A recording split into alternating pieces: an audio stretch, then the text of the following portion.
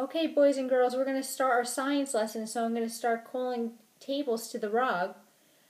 Okay, blue table could come to the rug. The yellow table.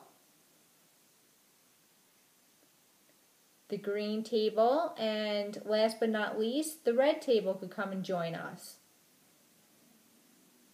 Okay, boys and girls, for the last few weeks, we've been talking about 2 different kinds of bugs. Who could tell me one bug that we've discussed?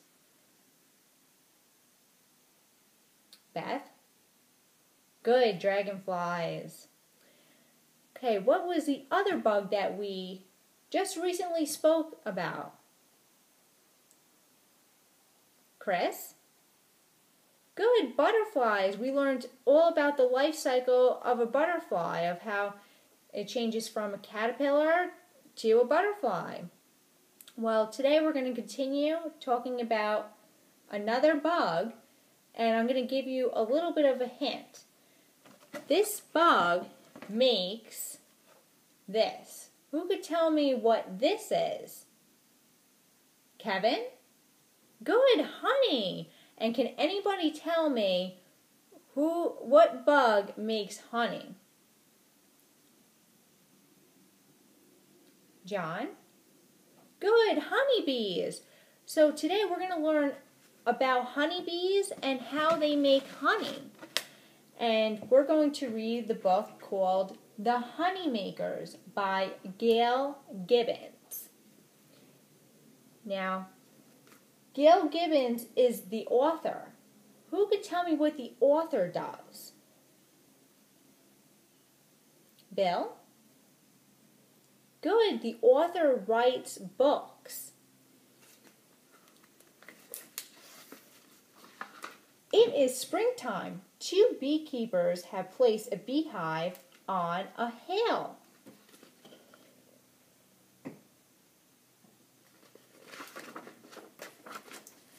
Activity begins around the hive. The honeybees and the beekeepers are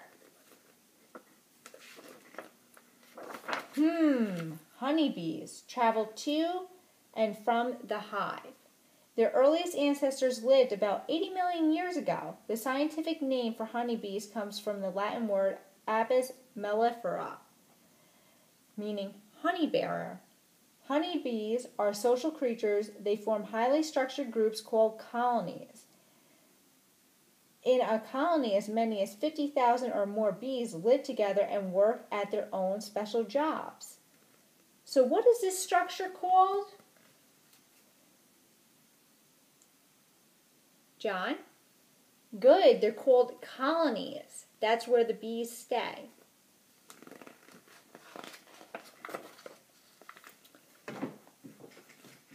Many honeybees like to make their homes in dark, enclosed places. Where do honeybees like to make their homes? Go ahead. Good.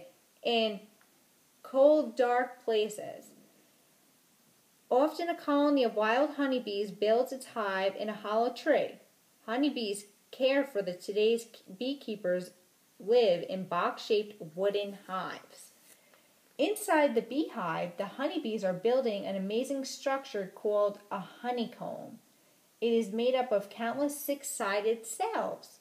Stored in many of these wax cells is the food that bees and people love to eat, called honey.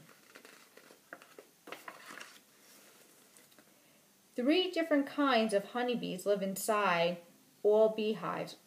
How many different kinds of honeybees live in hives? Good, 3. There's 1 queen, about 100 male drones, and thousands of female worker bees. Like all insects, bees have 3 body parts. There's the head, the thorax, and the abdomen. So there are 3 parts to a bee. The queen is the largest of the honeybees, and she could live the longest, from 3 to 5 years. All the other bees in the colony live for about 2 months, except over winter, when they live a few months longer. It is the queen's job to make sure the hive never runs out of bees. To do this, she leaves the hive to mate with her drones. Then she lays as many as 2,000 eggs a day. Drones are usually smaller than the queen. Their only job is to mate with her.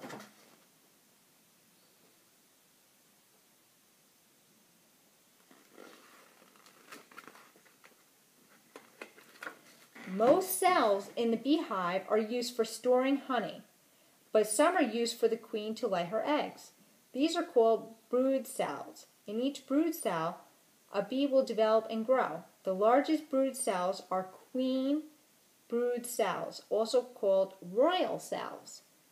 Drone brood cells are smaller. Even smaller are the worker brood cells.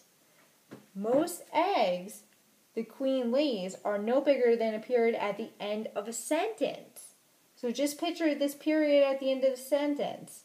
It's not bigger than that, the egg. After 3 days, a larva hatches from each one. For the next 3 days, worker bees called nurse bees feed the larva bee milk. Then they feed it bee bread. A queen larva is fed royal jelly throughout its growth.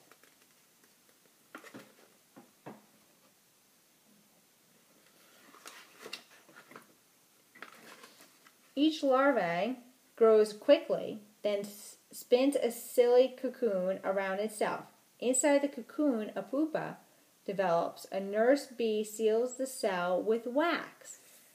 Little by little, the pupa changes. It begins to look more like an adult insect. The process is called metamorphosis. Does anyone know what metamorphosis means? Jonathan? Good, it means to change. So as we see, it's changing. This honeybee is a worker bee. From the minute she comes out of her brood cell, she is as busy as a bee. After 10 days of being a nurse bee, she becomes a wax-making bee. She makes flakes of wax in her abdomen and chews them to mold new cells or repair old ones. Wax-making bees are also in charge of storing the nectar and pollen that other honeybees bring back to the hive.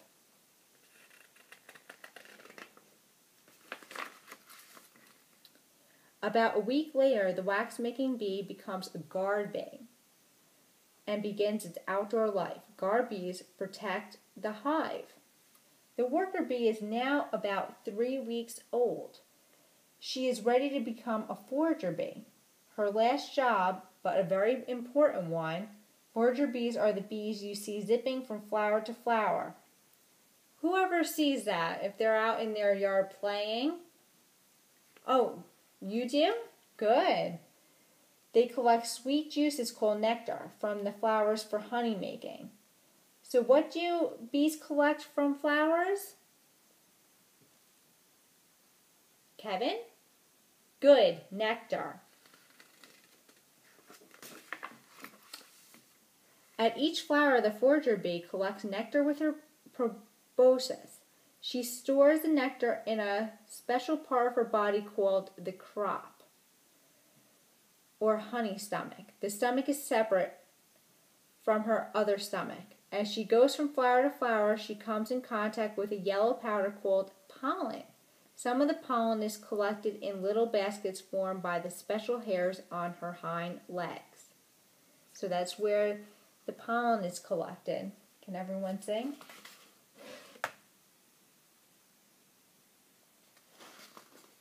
As a forager bee collects nectar, she carries pollen from flower to flower. This is part of a process called pollination. So what is pollination? Can anyone tell me? It's when pollen is carried from flower to flower. And that's usually the job of bees and other bugs. Back inside the hive, the forager brings nectar she collected and transfers it to a hive